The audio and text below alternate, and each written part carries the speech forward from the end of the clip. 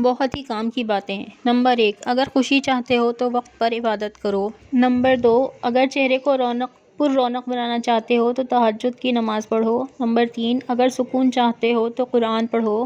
Number 4، اگر صحت چاہتے ہو تو روزہ رکھو۔ نمبر 5، اگر مصیبتوں کا حل چاہتے ہو تو استغفار پڑھو۔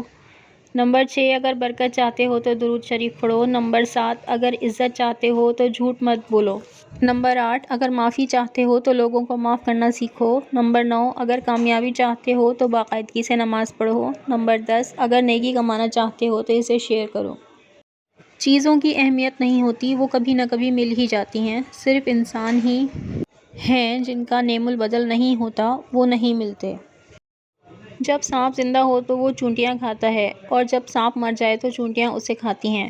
وقت کبھی بھی بدل سکتا ہے۔ ایک درخت سے کئی لاکھ ماچس کی تیلیاں بنتی ہیں، مگر ایک ماچس کی تیلی کئی لاکھ درخت جلا سکتی ہے۔ وقت کبھی بھی بدل سکتا ہے، اس لیے زندگی میں کسی کو مت ستانا۔ شاید آپ طاقتور ہو، مگر مت بھولو وقت آپ سے زیادہ طاقتور ہے۔ اللہ پر اعتماد کرو، تم اس پر بھروسہ رکھو، وہ تمہیں سب سے زیادہ محبت کرتا ہے، وہ تمہیں کبھی مایوس نہیں ہونے دے گا۔ مشکل وقت ہمیشہ کے لیے مشکل نہیں رہتا، لیکن مشکل وقت میں سب کی پہچان ہو جاتی ہے اور وہ پہچان کوئی کبھی نہیں بھولتا۔ امام جعفر صادق علیہ السلام نے فرمایا، میری امت میں سے بہترین مرد وہ ہیں جو اپنے اہل خانہ پر سختی نہیں کرتے، یعنی ان سے نرمی سے پیش آتے ہیں، ان کی توہین نہیں کرتے، ان کے لیے مہربان ہوتے ہیں اور ان پر ظلم نہیں کرتے۔ مشکل وقت میں ہمیشہ دعا کیجیے، کیونکہ جہاں انسان کا حوصلہ ختم ہو جاتا ہے وہاں سے رحمت خداوندی شروع ہو جاتی ہے۔ یقین کریں، باپ دنیا کا وہ واحد شخص ہے جو خود سے بھی زیادہ آپ کو کامیاب دیکھنا چاہتا ہے۔ والد کی ناراضگی یعنی اللہ کی ناراضگی۔ لوگوں سے ڈرنا چھوڑ دو، عزت اللہ دیتا ہے، لوگ نہیں۔ کامیاب لوگ اپنے فیصلوں سے دنیا بدل دیتے ہیں اور کمزور لوگ دنیا کے ڈر سے اپنے فیصلے بدل دیتے ہیں۔ جیسے جیسے میں لوگوں سے ملتا گیا، میرا ایمان پکا ہوتا چلا گیا کہ اخلاق بھی رزق ہے جو قسمت والوں کو ملتا ہے۔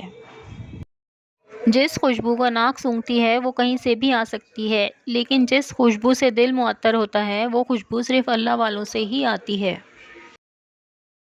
لوگ جتنا بھی دل دکھائیں، یہ یاد رکھا کریں کہ جب اللہ کے بندے ہمیں توڑتے ہیں تو ان کا توڑنا ہمیں اللہ سے جوڑتا ہے۔ 5 وقت کی نمازیں وقت پر ادا کرنے والا اگر وقت کی قدر نہیں سیکھتا تو وہ اس کی زندگی اس کھیت کی مانند ہے جو روزانہ آبیاری کے باوجود فصل نہیں دیتا۔ نس نس سے واقف ہے، رگ رگ جانتا ہے، مجھے خود سے زیادہ میرا رب جانتا ہے۔ جو زیادتی یہ سوچ کر کی جاتی ہے کہ کوئی میرا کیا بگاڑ لے گا، تو پھر ایسے معاملات رب کے دربار میں بڑی جلدی پہنچ جاتے ہیں۔ سجدے کی توفیق ملنا بھی رب کی نعمتوں میں سے ایک بہترین نعمت ہے۔ اللہ کے لیے وقت نکالو اور وقت پر نماز ادا کرو، اللہ تمہاری زندگی سے برا وقت نکال دے گا۔